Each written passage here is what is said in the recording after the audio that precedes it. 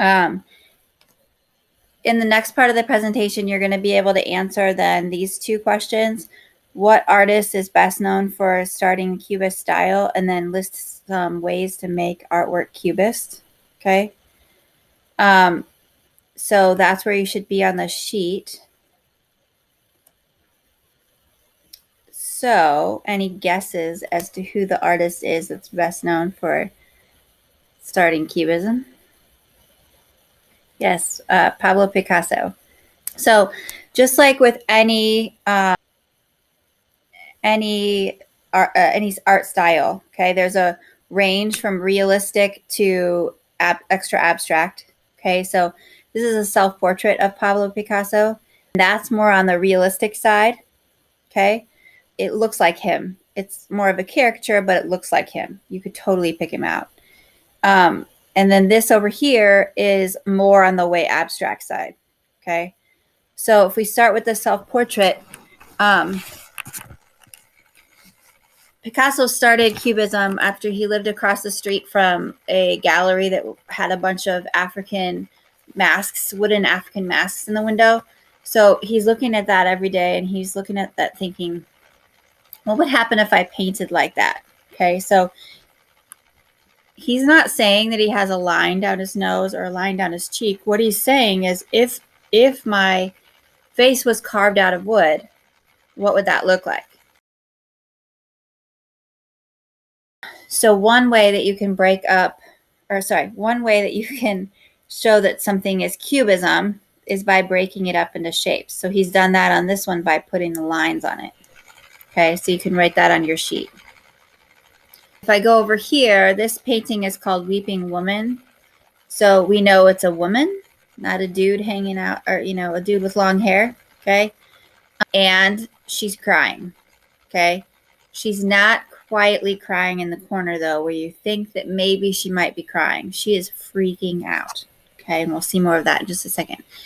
But another way to make something cubist is to show different views at the same time. Okay, so he's got these football-ish shaped eyes.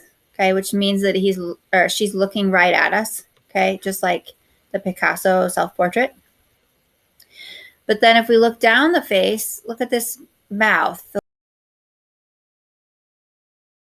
So that's showing two different views at the same time. You guys did this when you were little. If you were asked to draw a picture of your home, place where you live, you would draw all of the things that you liked about it, all being able to see it all at the same time, even if it wasn't realistically possible. Okay, so if I was going to do that when I was 5, I might draw my backyard and my bedroom and my kitchen all visible at the same time, even if that's not realistic. Okay. The first way to make something cubist is to break it up into shapes. That's what we've got going here. And with the color, we've got that going on over here too.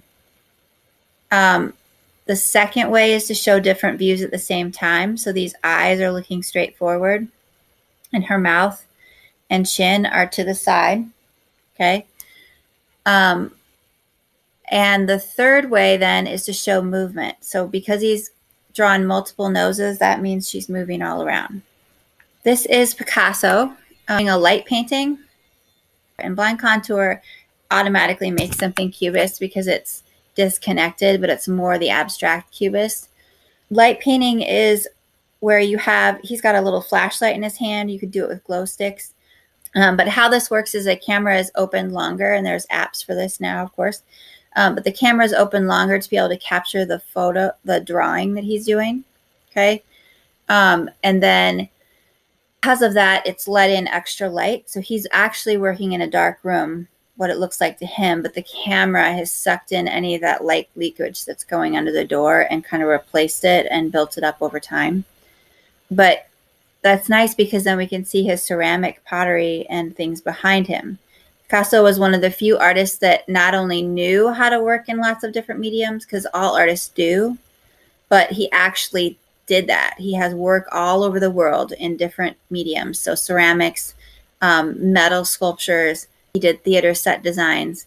He did drawings and paintings and collages and And you can see it all over the world in different museums and cities all over. It's pretty amazing that way.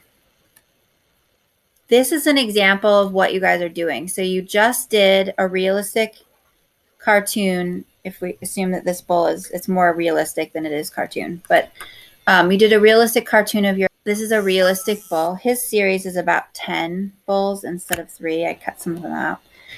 What you're going to do next is a Cubist self-portrait. You could break it up into shapes. You could show different views at the same time, and you could show movement. How could we show movement on this bull here? These are the only 3 paintings of these trees that I actually like of his. And the reason is because this is his normal work. As a painter, it annoys me when people do stuff like this. The realistic tree, okay? Then that's like your realistic cartoon, okay?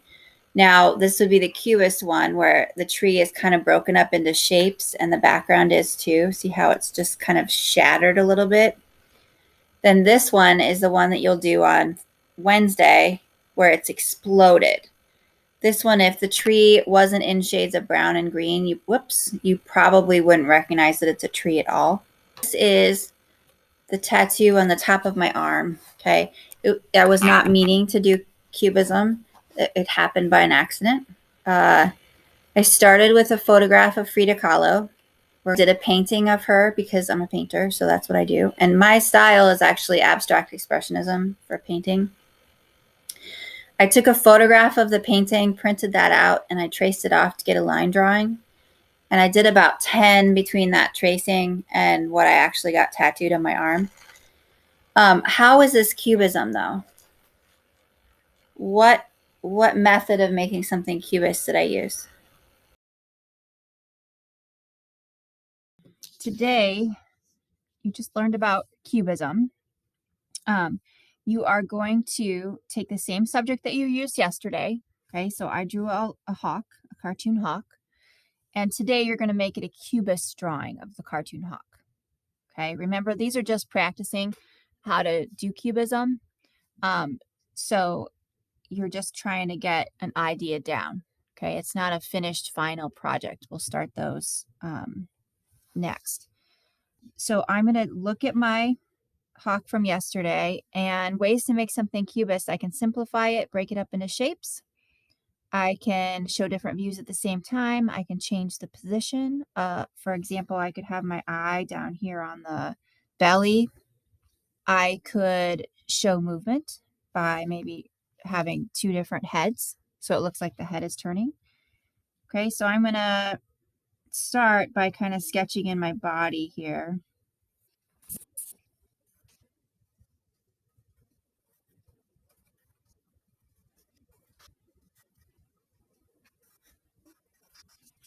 Okay, so the techniques that I use to show cubism is I did movement. So I've got the hawk looking this way and this way. Okay, I changed the location of this leg. Okay, it's now up where like a wing would be. And preparing for the next assignment, the next drawing that you're going to do, the extra abstract one you can see here, instead of leaving that one big shape, I'm making it into three feathers. Maybe I'll add a couple more feathers in here, because that is going to give me something to work with that's going to be helpful for the next drawing. Instead of leaving big shapes, I'm breaking it into smaller things. All right. Once you have this, raise your hand and I'll come over and take a look.